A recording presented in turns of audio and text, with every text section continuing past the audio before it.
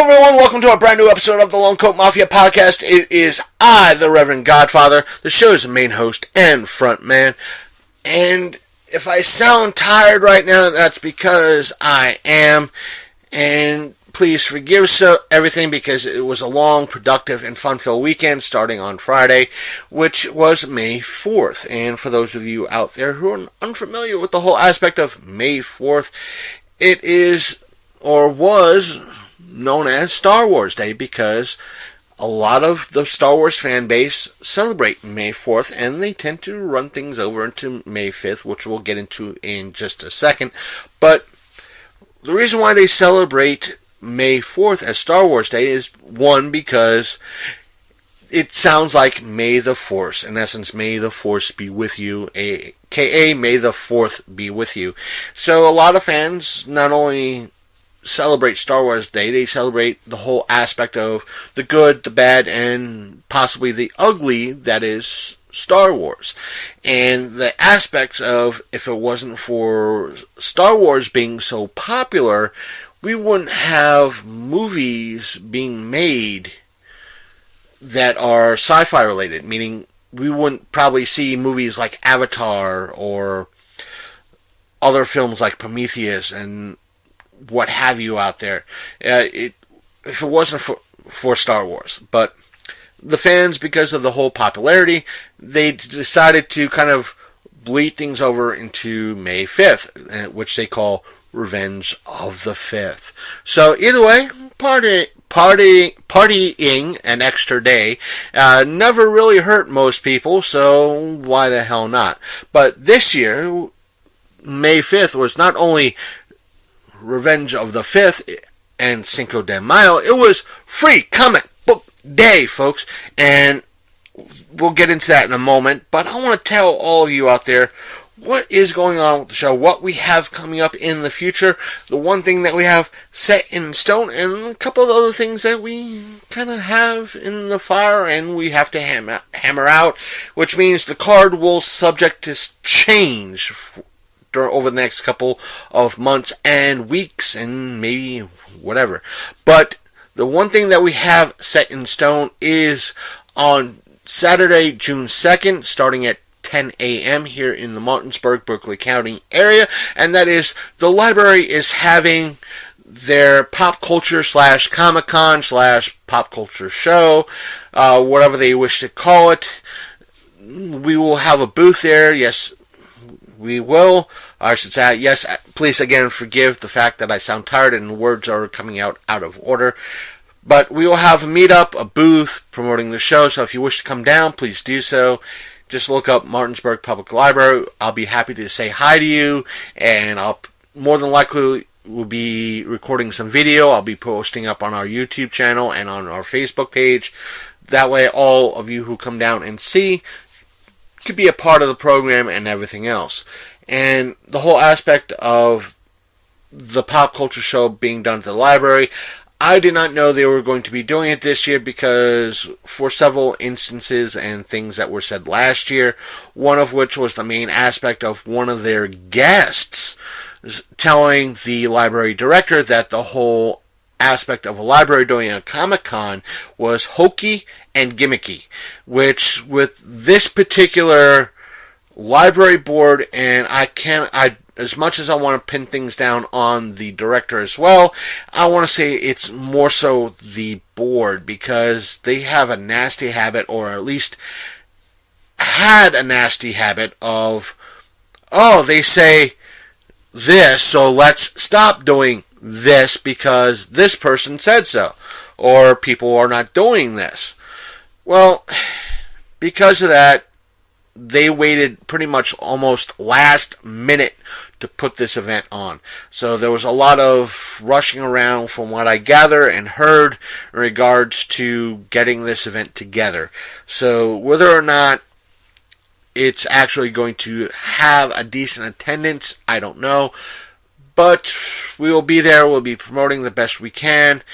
Hopefully they will promote a little bit more. So for their event, which I don't know whether or not, or I should say when they created their Facebook event, but when I put up the show's Facebook event, they did not have theirs up.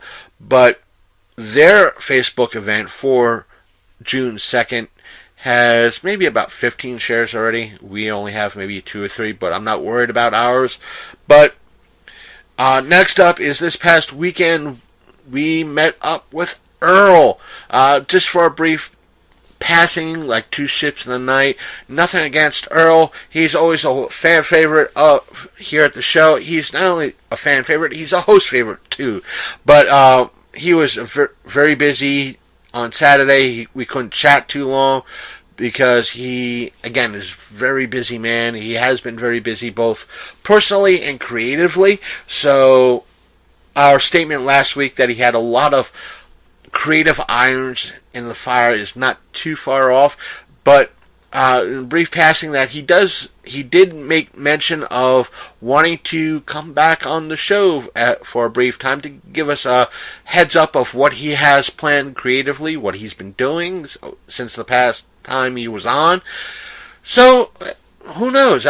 We would love to have him on. Whether or not he'll be on is up to me and Earl. We just got to hammer out details and create a brief little time slot for him to actually be on.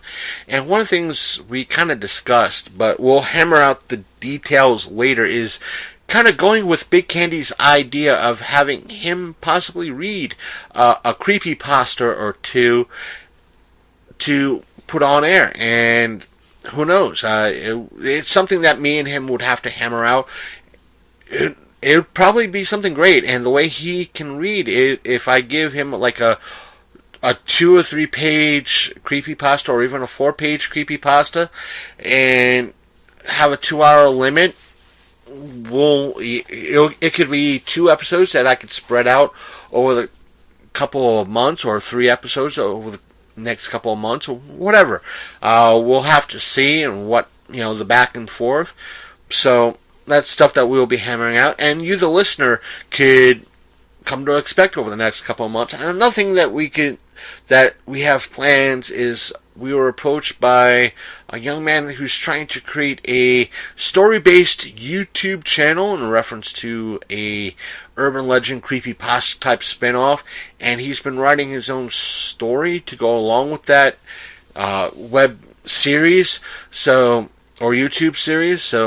And he approached me to be on the show to not just promote it, but possibly read the tales that will go along with this web series.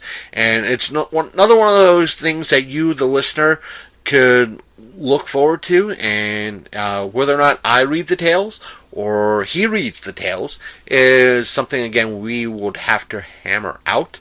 And it could be something episodic, that every once a month or twice a month we have something to mix in with the regular scheduled programming if something big does not come up that we would like to cover. And let's see what else. So we do have a couple other things, on one of which we'll get into in a moment, because you know what, I'm going to use it right now to kind of segue into Free Comic Book Day, which again was this past Saturday. And the reason why I say that is because on Monday we got a message on Facebook, on our Facebook account, which is facebook.com/The Lone Coat Mafia Podcast. A man by the name of Jason Suix, I'm probably mispronouncing this gentleman's last name big time, and he contacted the show saying if we were going to be at the Chambersburg Malls. There's a shop in Chambersburg Mall that was having a Free Comic Book Day event there, and he was set up to promote his particular, let's bring up his earlier message, his particular book. I don't know if he had a setup there or not, but he was wondering if we were going to be set up, and he wanted to schedule an interview and talk about his book.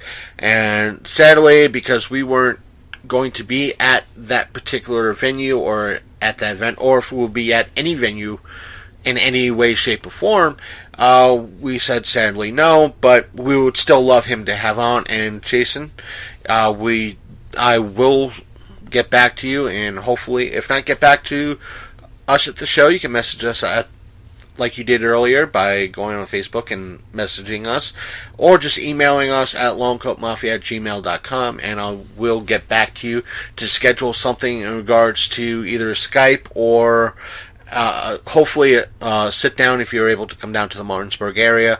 I'll be happy to have you on to talk about your book and being an independent comic book creator. So, or doing something quickly or short-lived that I can easily put into the show in some way, shape, or form. So either way, be happy to have you on and promote your book. And I hope their event went well and he did well. So I'll give Jason a message that he is a part of the show sometime this week and give him a listen to everything else. And by the way, if you are in the Chambersburg area, please keep an eye out for Necroman. We don't know, we cannot vouch for the quality of the book. Right now we're just giving a man some shout out for his book and what he worked on. I don't know if he's the writer or the artist and or both, but give him a look-see and check out his comic. I'm going to say for now, until we get more information, just do a Google search for Necroman and see what comes up, and see if you can it's for you. But to continue with Free Comic Book Day, now this is a type of event that a lot of people go back and forth on in reference to excuse me, whether or not it's good for the business or not.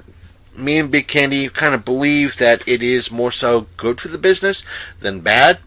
But the downside is that the comic shops have to pay for the books. Now, there was a really large selection of comics that were put out, at least at my local shop near me.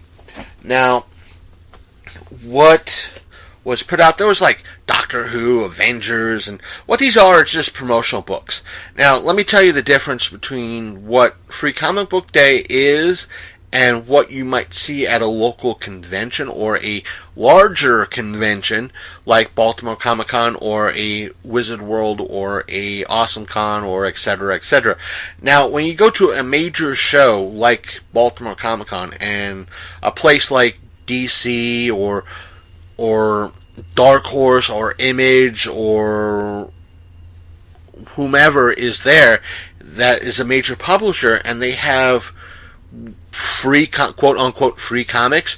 Now, they will have hundreds, if not thousands, of these issues there, and they're kind of like 2 or 3 issues in one, or 2 or 3 titles in one. They're just snippets that you could check out to see if the story is right for you.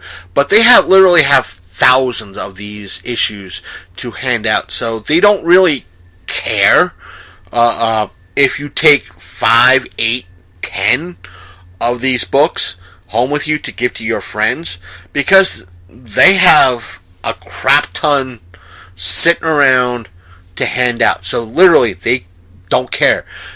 Comic shops for Free Comic Books Day have to pay a couple of $1,000s, if not $10,000 or $20,000, to get the issues or decent quality of issues to give away. Now, that's why a lot of shops might impose a 1 or 2 book limit. Now, you can't really, as much as it sucks, because there could be a lot of titles you would like to check out, whether it be Avengers, a Doctor Who, or some independent book, or the new Power Rangers, I think it's Broken Grid, that's being promoted right now. I forgot to check to see if that was the Power Rangers book that they were handing out, so that was my bad. But even though I managed to get about 7 comics, I forgot to pick up the Power Rangers one. That's on me. And our shop, or at least the shop near me, had a limit of 3. I don't know. I was pushing it at 7. I didn't want to grab more because it was still later in the day. I don't know how many more people were coming in to take comics, but they did say that they had a big surplus of people in earlier that day. A lot of shops out there had a lot of creators come in, like Jason was at the one in Chambersburg, Pennsylvania. You had a lot of bigger artists. I think Billy Tucci, who's not just an independent creator himself. He's worked on many popular Marvel titles. I think he was at a shop in New York. Jim Lee was in a shop somewhere. I'm not sure exactly where, but I've seen photos on Instagram at him at a free comic book day event somewhere. But still, you had creators doing signings and sketches and selling their wares at shops all across the country. And it's a way to get more people interested in other titles. And with the popularity of Avengers and Superman versus Batman and Suicide Squad, it allows the people who have seen the movies to get a taste of what the comic books have.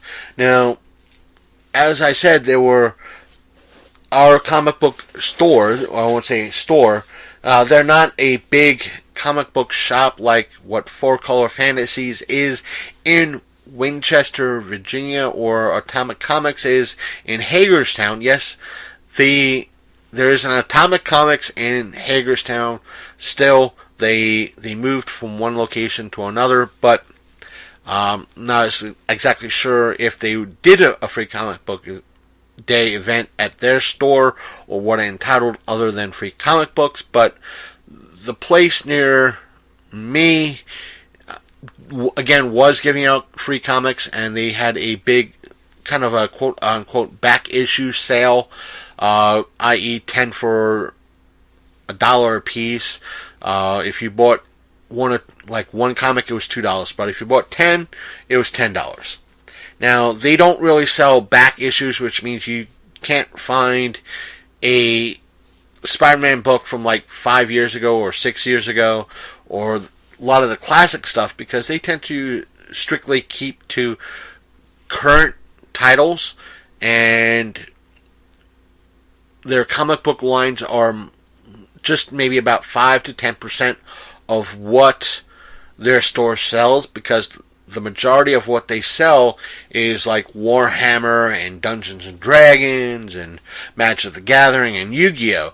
And those types of games. So, and plus they do have, I think, some RC car stuff and the like at their shop. So it's mostly like models and tabletop gaming than comics. So I cannot blame them for kind of diversifying and getting into the comic book market and trying to bring in more fans to the aspect of, hey, we have free comics, we participate in Free Comic Book Day, and while you're here, guess what? We do Dungeons and Dragons. You could play here. Plus, if you like Magic the Gathering, Pokemon, and Yu-Gi-Oh, you could play that here too and pick up your cards here instead of going to Walmart.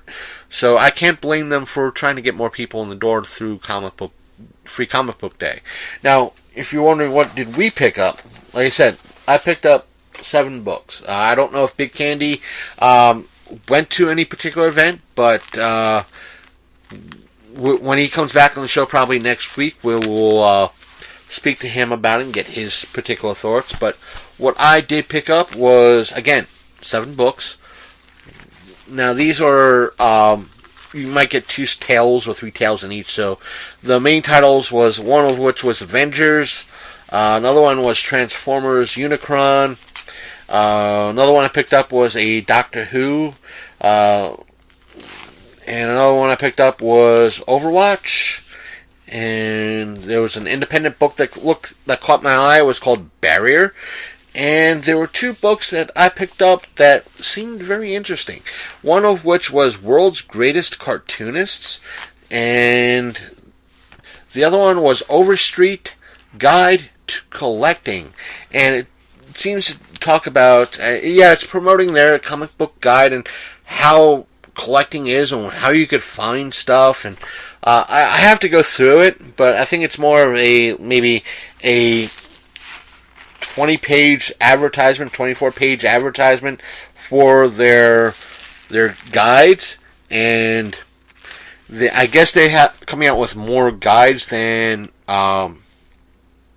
anything else right now. It's like they have on the back page, they have like the Overstreet guide, comic book guide. They have a very big Overstreet guide, price to comics.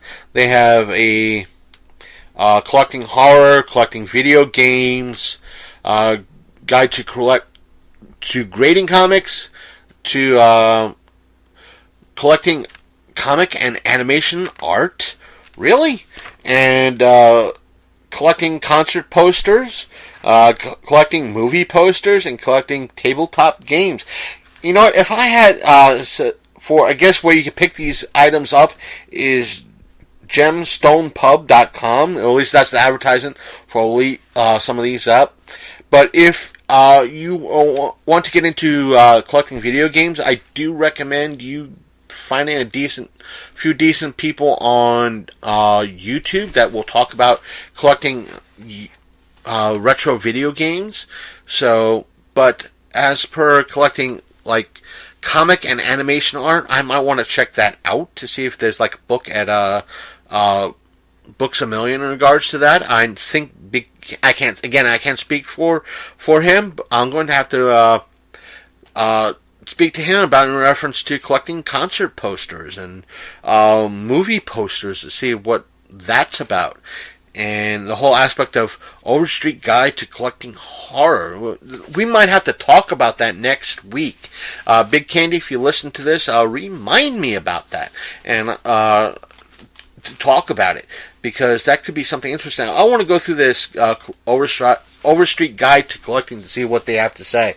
But again, it's something that can get feet in the door, but a lot of businesses and a lot of shops, I can understand their gripe because they have to shell out funds to get these free comics to give away.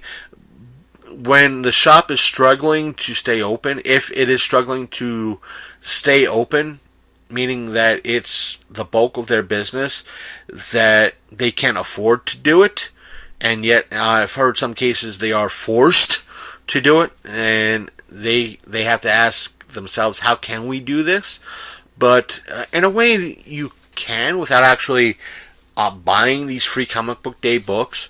But meaning, if you have comics that aren't selling and they're in your dollar bin and they're still not selling, put them in a paper. If those comics are family friendly, meaning there are Batman, old school Batman comics that are like worth $1 a piece, Spider-Man or Superman, put them in a paper bag that has your store's address in it and hand them out. Literally, hand them out. Go to an event. If a library is doing their show, set up and just hand out comics with a flyer or something with it. If you don't have a paper bag or don't have the funds to get a paper bag that has your store's name on it, the hours where it's located, and a website if you have one for your shop, or a Facebook page for your shop. So that's one thing. Just, basic to let people know that you have a shop. You have a shop. Here's some free comics. Come down to my shop. Our shop. This is what a comic is. This is what's going on right now. It's a great way to get people to your shop, and a great way to promote your shop. So, meaning if you have these crappy comics at your shop that are not selling, I'm talking about the dollar stuff, that you can mix some of these free comic book books in with those dollar comics, make like a 5-10 pack, and seal them up with even if it's in a one of those bulk bag holders sort of things, cellophane them up with a flyer, hand them out, get people in. This is what's currently going on. Come on down to our shop. We've got more. If you like this, you like Avengers Infinity War, you like Batman vs. Superman, you like Wonder Woman, you like Suicide Squad, you like the CW shows, come on down, buy some of our comics, see what's going on in the actual storylines. So it can be a benefit. I've been hearing a lot of stores saying it was a big success this year, and one or two of the shops that refused to do it a couple of years ago are now doing it. And it's been a big success for them because they tend to do a few extra sales too. So who knows? We'll see what happens in the near future, and maybe one of these days we will actually set up at one of the local shops.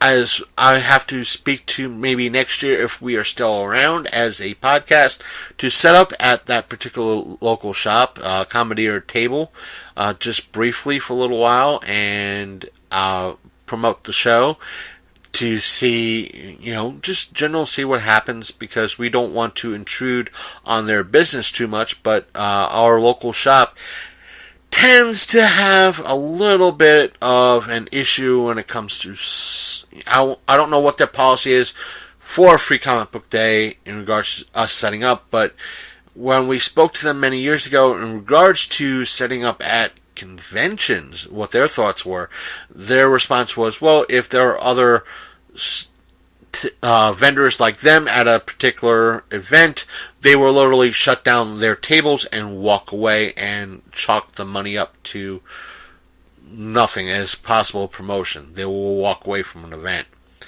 I don't know if their views have changed, but who knows? But there's something that we will have to talk to them about in the near future, and to kind of move on and to kind of spoil things and not spoil things and have a little fun. And let's talk about Avengers Infinity War again, because as of this weekend, I'm going to pull it up right now and see what they've done, at least this weekend, domestically. But I've been hearing reports that as of Saturday, but the report came out on Friday, that as of Friday, that Avengers Infinity War brought in about $850 million, $950 million worldwide as of Friday. And by Saturday, they're expecting everything to, the total box office worldwide, it would be over $1 billion. Now, here is the thing. I've been hearing one article, the way it was written was making it sound like that as a whole, Disney was Marvel / Disney was making $3 billion, and it was also kind of wording the article that the movie itself was making $3 billion. But the article was confusing. The only thing that wasn't, it was the fact that the Marvel Avengers Infinity War will be making over $1 billion by Saturday. Now, I saw a article the other day stating that there was a crap ton of reshoots and everything. And now, I'm going to say this. I read the article, and again, it was one of these articles that didn't say whether or not Avengers Infinity War and the Avengers Endgame, which is pretty much what it's titled, which is Avengers 4, was being filmed back to back. But the way they kind of worded it was that, one, the movie was over budget, and it wasn't. Let's see if they have it posted up on Box Office Mojo. Let's see here. They don't say, but the article is kind of implying that the movie cost close to $1 billion to make because they went over budget and they pretty much took a year to film everything, and it was cost of having all the actors and the special effects and everything else. Yet, it was like one hand, it was saying that, the movie cost $1 billion to make, cause they filmed it over a year, and due to reshoots and all that, it went from January to January, then they did the editing and the special effects and this, yet it would cost like $350 million to make. Sometimes a lot of these articles that come across their our desk, so to speak. And it's kind of confusing, and they try to stumble over like, oh dear God, it made $1 million, but it didn't make it. Lost $1 billion because that's what it took to make. What the way I want to say is that if they recorded 2 movies at once, i.e., like the way I won't say The Hobbit was done, but the original Lord of the Rings, where they filmed all 3 movies at once, and all they had to do was maybe reshoots afterwards as they were editing things together and special effects. Now, that could be the case, that they kind of filmed all the content for Avengers Infinity War and Endgame all at once, and that's where they're getting this high cost from, and as well as the low cost.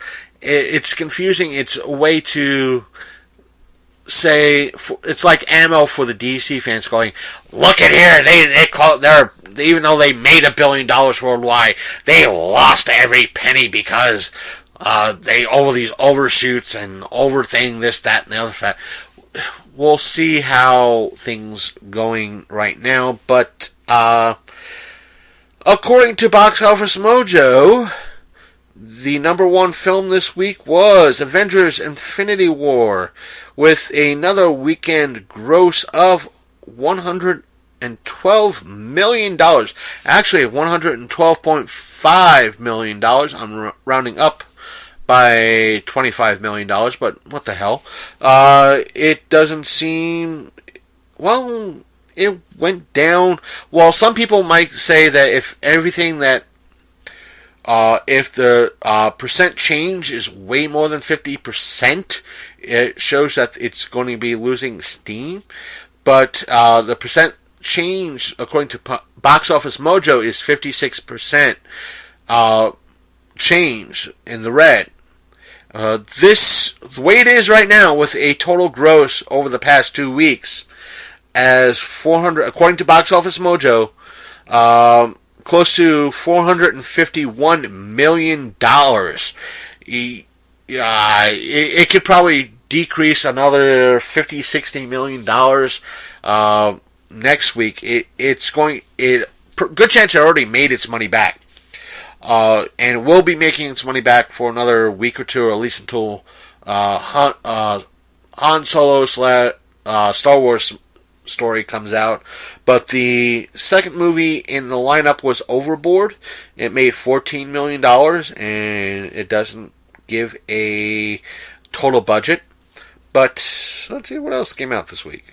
Quiet Place is still number 3, and it was a $17 million budget, and so that's good to hear. I've been hearing good things about that particular movie, and a lot of the movies that are in the top 5 spot are pretty much stuff that is been out for a while. The only new release that is in the top 5 is Overboard, the remake. And let's see here. Let's see. Rampage. Let's see how Super Troopers doing. And I think it might have done fairly well, but I didn't expect it to do that well because it was a crowd-funded thing. But nonetheless, let us continue on with a little bit of possible spoilers, because one of the articles I saw on online was in regards to Avengers Infinity War. I'm going to say this. Let me bring up 2 things. I originally wanted to bring up one, and that's the aspect of Tom Holland. I think that's who played Peter Parker. One main theory, they didn't really confirm or deny it, but what was the theory was, it was a fan theory saying that, again, spoilers. I'm going to say spoilers because there's a few people who have not seen it yet. There's a scene in reference to Peter Parker. He goes to Tony Stark. He says, "I don't feel too good," and it's a very heart-wrenching, emotional scene that he does very, very well. And the fans, a lot of fan theory, or at least this particular fan theory, is the fact that he cannot process, or the reason why he doesn't feel too well is the fact that his spider senses are so overwhelmed in reference to what is going on that he should be aware of that he can't process it. His spidey sense is being overloaded, especially when it comes down to what's going on with him and he figures it out. That's where you get this heartfelt scene from. And they're chalking it up to his spider sense, which kind of makes sense. He's kind of new to it, and this is the biggest event that is happening to him. Now, the other thing that kind of came out today was I wonder if I saved it. I don't think I did.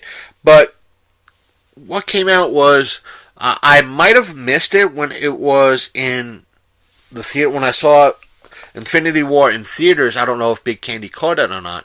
Is that apparently towards the end of the film, Groot says one last line, or at least one word, to Rocket, and a lot of people missed it.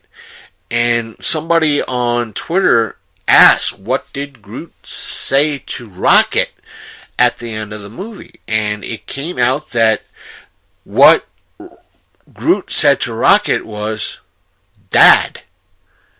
He called Rocket Dad. How that makes that scene even more just about on par with, in my opinion, Parker's scene. That here is Groot in essence dying for the second time, and he calls Rocket Dad. How, that's a heartstring being pulled right there. And what we're going to see in Endgame or Avengers 4 is we won't know until next year, and it can't come soon enough. So that's that. I think I don't want to bring up that was one thing that particularly came up that was kind of controversial. I don't want to get into it, especially now because reasons. But I want to keep this episode short and sweet and everything else. Let's see. What else can I get into? I did see the current Tremors movie. That I think it's Tremors Arctic Circle. Let me bring it up. Where is my controller? Hold on for a second, folks. And that way I can bring it up and get you all out there the actual name of the movie. Sorry, I was wrong. I'm back. I should say I'm back, and I'm sorry it wasn't Tremors Arctic Circle. It's known as Tremors: A Cold Day in Hell. It takes place in the Arctic Circle, and it's okay-ish. It's not the best. I think personally, as I was telling Sasha, the Princess of Darkness, that the series kind of went downhill after maybe 3 or 4. But that's my personal preference. But it's not the best. There's a part in the movie where it seems like they recorded one particular ending and they went in the opposite direction because the fact that they might have tested the movie and they were like, well, we don't want this to happen. And they were like, son of a bitch, let's go with the other ending. So, but I think they're wearing the storyline very, very down to the wire. And will they be more? I don't know. I thought they were going to end it with the previous one. Now that, in essence, a new person was introduced, we might see another one. Who knows? But I will not be thrilled or amazed. I won't say thrilled. I will not be amazed at another one would be in the works, but I will say they are a better movie series than the Sharknado series, which I still have to watch the remaining 1 or 2. But and I still have to get busy on watching a lot of other movies that are out there. And one of the other things, overall, I'm going to say this. I'm going to give it a solid 6 out of 10. And personally, I'm going to say I'm glad I didn't have to spend additional money on this movie, meaning that I'm glad it's on Netflix because I would have been very disappointed if I had to spend like $3 or $4 on like Vudu or Amazon to rent this movie for 2 or 3 days. So other than that, because it's on Netflix, give it a watch.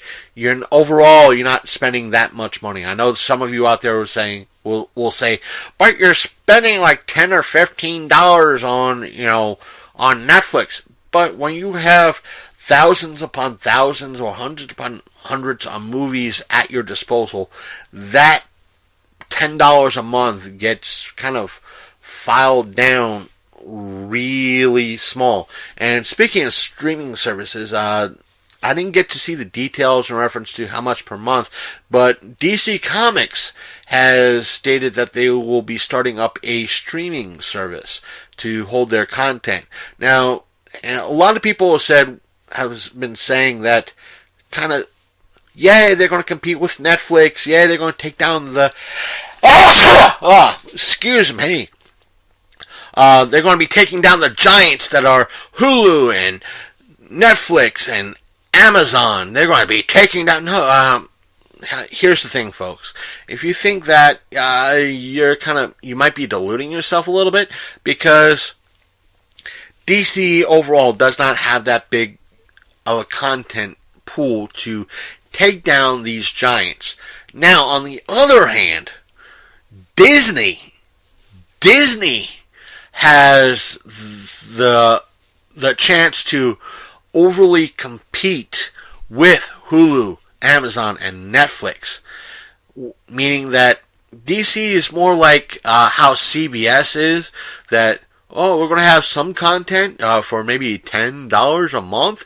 You get to see all our little cartoons and movies and stuff from way back in the day.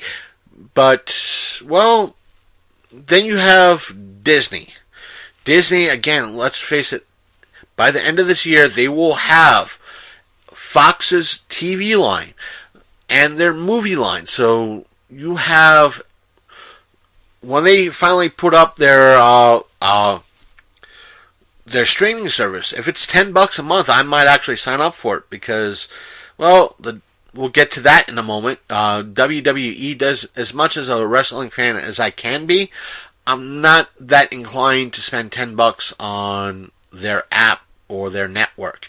Now, Disney, on the other hand, to me that would be worth $10, because I'll be getting not just I'm not crazy about the Disney Channel content, but if I want to see what they have or bringing in regards to Fox, meaning that there could be a lot of all the years of the Simpsons, close to 30 years of the Simpsons on that site, on their streaming site, as well as Futurama, as well as Family Guy, and plus all the Fox stuff, plus the Aliens, the original Star Wars, plus all the Disney movies that were out since God knows when, like Bedknobs and Broomsticks, and Pocahontas, and the Aladdin, and all these great movies, Bambi and Pinocchio.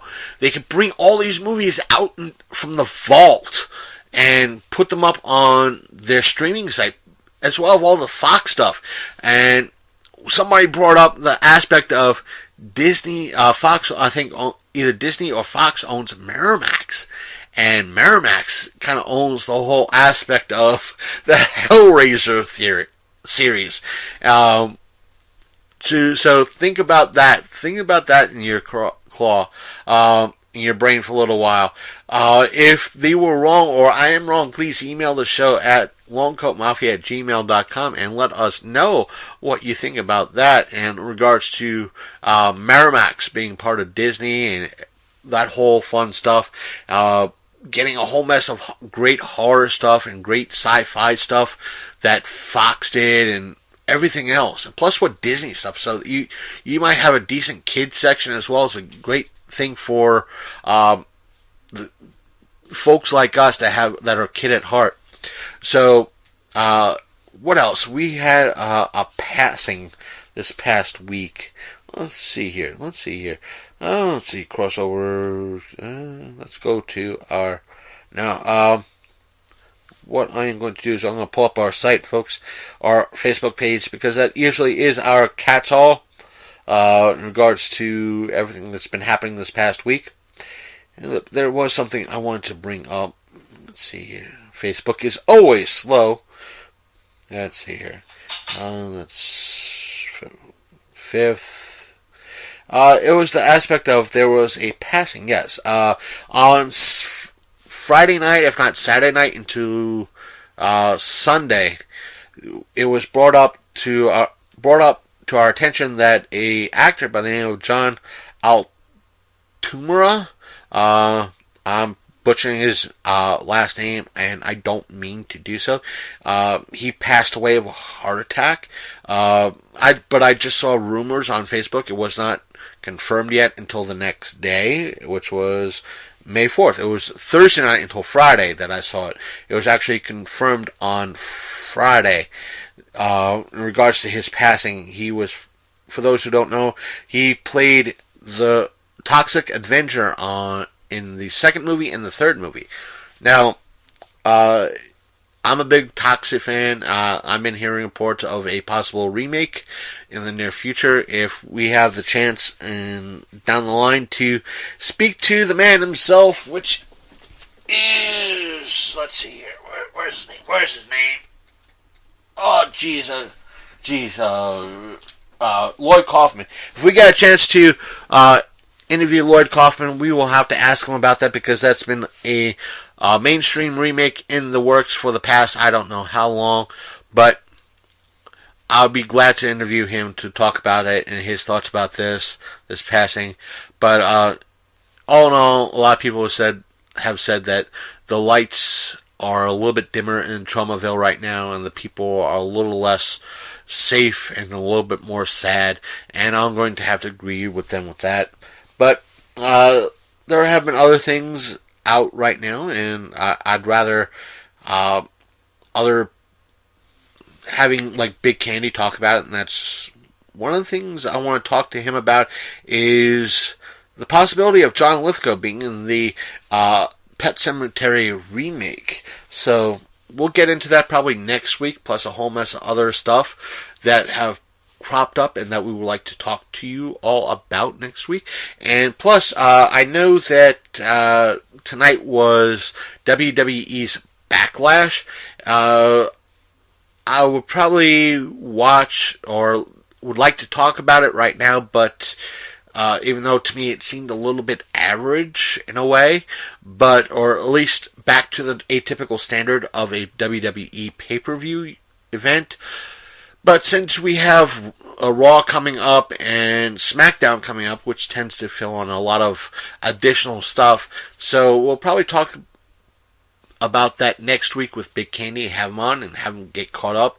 So again, I want to keep this week's episode short and possibly under an hour, and it looks just like that. So again, folks, thank you for listening. Here's a short episode because I'm tired. I want to get some rest and everything else. I hope all of you had a wonderful weekend. And you know what? What all of you out there, did you participate in Free Comic Book Day or any type of Star Wars celebrations out there? If so, let us know by sending us an email at longcoatmafia@gmail.com or sending us a message on Facebook, which is our Facebook page, facebook.com/The Longcoat Mafia Podcast. So, again, while you're on Facebook, sending us a message about the show, because our shows are a conversation, please like our Facebook page. Again, our Facebook page is facebook.com/The Longcoat Mafia Podcast. And if you want, you could follow us on Twitter, which is Longcoat Mafia, or our Instagram, which is also Longcoat Mafia. We do a lot of promotion on both, but we do tend to communicate with a lot of people out there who are fans and engage in a conversation. So there's that. And if you want, follow the link in the show's description and summary to our YouTube channel, because we do post videos up there, even though our show also gets posted up to YouTube for the most part. What else? Finding our show. If you found our show through our website and prefer our show on the go, listening to it via a Apple device or a Android device, we are available through the Podbean app, which is available on both Android and iOS. We are available on Apple Podcasts, and we are available on Google Play Music, as well as the Stitcher Radio app. So you're not really cemented into Apple Podcast or Google Play Music. You have a choice of where you can listen to us. Plus, if you choose to listen to us through your web browser on your desktop computer, or I think you can listen to us through your phone as well. If you choose to listen through our web browser like Chrome or Safari, you can do so by going to our website, which is thelongcoatmafia.podbean.com, and there you can find links to all our social media, plus where you can find us, plus all our episodes going way back to the beginning, which means the panels that we've done, the creepypastas we read, our interviews with Earl. Check those out, especially the ones from the Chocolate Festival from 2 years ago, when he recites a lot of great poetry. And even though last year he recited some great poetry as well. So do so, and plus we have on our website, because I don't think Apple Podcasts excuse me again, Apple Podcasts or Google Play Music goes back that far. It's our episode known as Trailer Trash, a audio journal of a film journal. It's very interesting. We speak to Don Ramirez in regards to the documentary he filmed many years ago. So check it out. There's a lot of interesting stuff you could find on our website and going back into our archives way back in the day. So please do so. And if you like what you hear, again, you could shoot us a message on Facebook. You could DM us on Instagram and Twitter, as well as sending us an email, which again is longcoatmafia@gmail.com. And we will see you all next week. And please, while you're on iTunes or Google Play Music, Apple Podcasts, please hit that subscribe button. That way you could get all our latest episodes in your new episode box or whatever it is, as soon as they are posted up. So again, thank you for listening. Please like and subscribe us. Take care, and we'll speak to you next week. See you next time on the Long Coat Mafia.